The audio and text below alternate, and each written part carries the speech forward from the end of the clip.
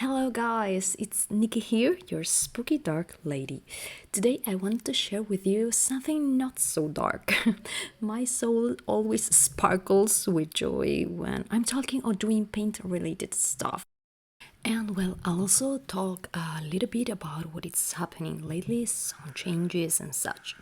Okay, let's get to it. This Mijello bulletproof glass palette is my latest purchase, and so are the few colors I bought along with it. I was in a kind of restriction mindset. I didn't want to buy any more art supplies that I don't actually need and that would end up collecting dust. Let's talk a little bit about what is happening on screen. If there's something that bugs me, it's mismatched colors. I go nuts if the palette isn't in order, so I prepared some swatches, cut them, and worked on the arrangement for more time than I'd like to admit. For me, painting has to be a symbiotic experience. I pretty much live everything as such. I want to be fully involved, lost in the process, madly in love with it. And one of my ways to reach that peak of ecstasy is through color harmonies. The color sequence had to be soothing. Also, I needed all the wells to be filled, so I made many pastels. I reach for white a lot when painting, so I decided to try having premixed light colors instead of plain white. I know it's not the neatest thing to transfer paint from one palette to another, but there is something that drives me even crazier than unsorted colors, and that's wasted paint.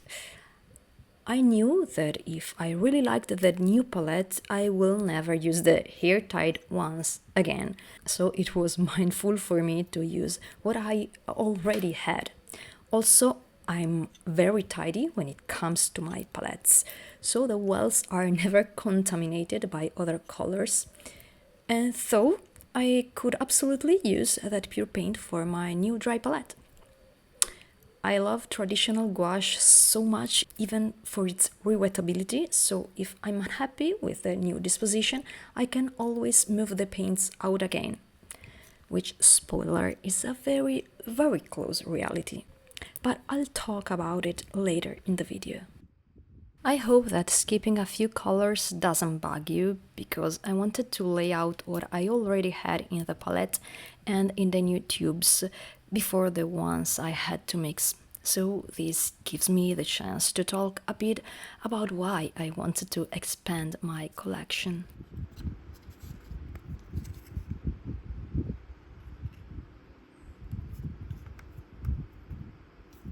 In the last 6 years, I've collected a huge amount of watercolor paints, paintbrushes, sketchbooks, and for sure I will never run out of colors.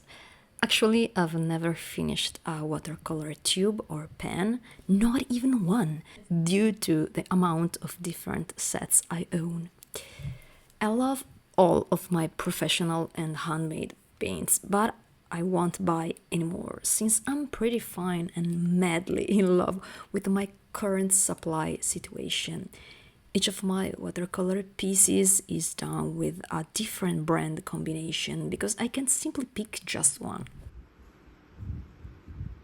With gouache, I was a bit more rigid. My first set was Artezas. Do you remember this? These were the gouache before Himi's jelly gouache took the entire scene. Artezas products were everywhere and reviewed by almost everyone. I made good use of it, and I only used it to line art my works. Then the era of jelly gouache arrived, and honestly, I will never buy something as cheap as the one I already got. But the internet was flooded with amazing and mesmerizing videos of people swatching it and making marvelous paintings. Yeah, jelly gouache couldn't fulfill my need for a void that I ignored for the longest time.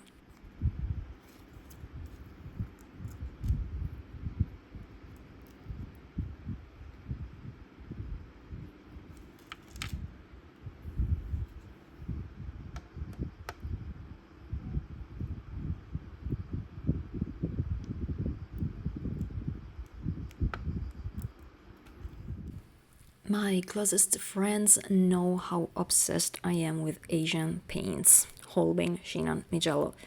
And Holbein's gouaches are a bit the holy grail of every gouache painter. They're just so good and kind of expensive. At least that's how much value and holiness I give to those paints. So, after years of telling myself that I could totally make it work with my cheap and not so fancy artisas, I finally took the crucial step out of my I don't deserve it mindset and asked for them. So my mom gifted them to me for my birthday last year.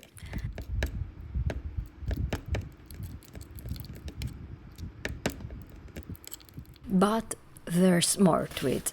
I was reluctant to buy a Holbein set not only because of the financial investment, which I was totally fine spending on my long-term watercolor passion, but especially because I was not so sure if I liked them enough to justify the expense. I mean, I was mainly a watercolor portrait artist, so gouache was just a medium I used very little and for details, which I already had, and Arteza was just fine for line art.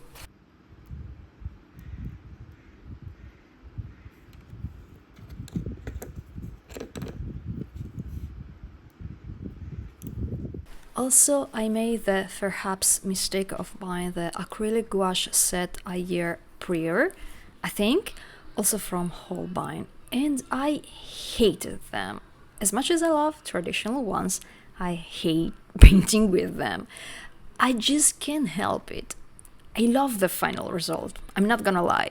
It's otherworldly, digital, perfect, but man, the painting experience is hell incarnate, at least for me. I have to deal with the paint in the palette drying, which ends up wasted, and I didn't like the consistency. I couldn't blend colors, and with my hot climate, that is a pure nightmare. So, with that experience, I wasn't very keen on buying something similar with pretty much the same usage. So I waited a year and finally took the plunge to buy my dream set.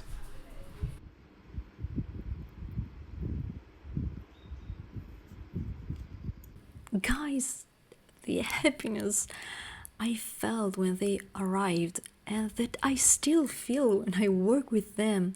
Oh my god, I was so in love and I made the prettiest painting of my favorite place on earth, which is framed and displayed in my workspace. I have a hard time buying expensive stuff for myself. I always tell myself that it's not that important. I buy the essentials, but long for the more.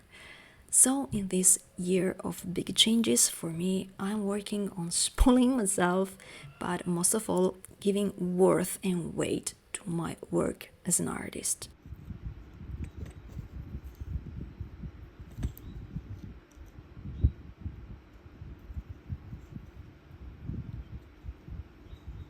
So, due to the fact that I didn't know myself as a gouache artist yet, I started with a contained set of 12 plus a few colors that I knew I'd use from my previous experience, such as gray, opera, bright violet, and magenta, which for some reason is not in the 12 set and I needed it for violets.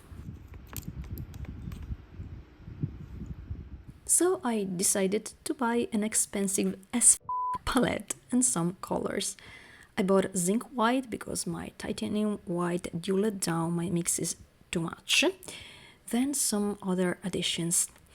Unfortunately, I ended up taking two purples that were identical to my bright violet, so now I have three.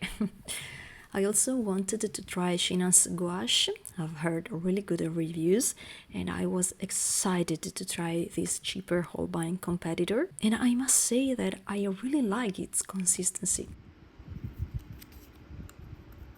My big disappointment was the palette. First of all, it's not made of glass. I was tempted by the name, expecting some very glassy thing, I suppose. But it ended up being just plastic. It feels sturdy and not flimsy at all. but still there is something about it that just didn't click, and it's totally personal. I don't really know if it's worth the 42 euros I spent for it, which is approximately $47. My biggest letdown is the size. I was a fool and I didn't even look at the dimensions. And guys, it's huge. I like my gouache palette to be small, and this one takes up my entire right space on the table when it's open. It's a bit uncomfortable for me to reach out to every single color or mix, while my other flimsy old ugly one was so small and cute in its own way, and all the colors were just so close. If it was smaller, I will love it 10 times better, I'm sure.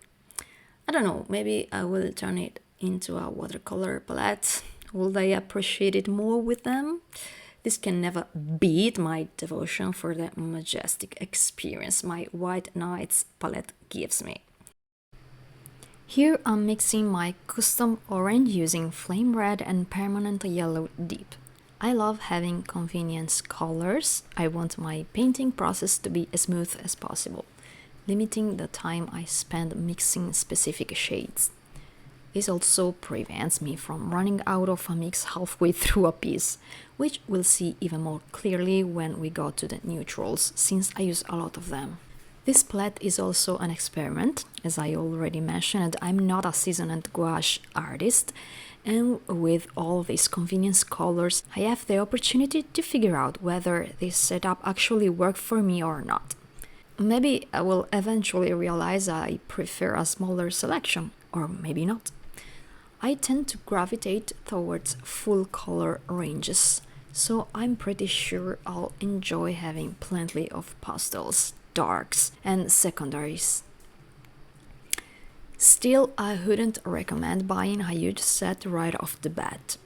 It's better to start with a smaller one until you realize it's actually worth buying that single tube of ash green, just so you don't have to mix it every damn time. Standard sets only give you the most common colors, not necessarily your favorites. I love India Red, for example, or Opera Rose, and I use a lot of grays, none of which are usually featured in basic sets. For me, bigger professional sets are a bit disappointing, but only because I already know what colors I need. That's why I think something like HOLBEIN Gouache can be a great option to explore this medium at first. Well, let's say that the massive 112 color set isn't even cheap anymore.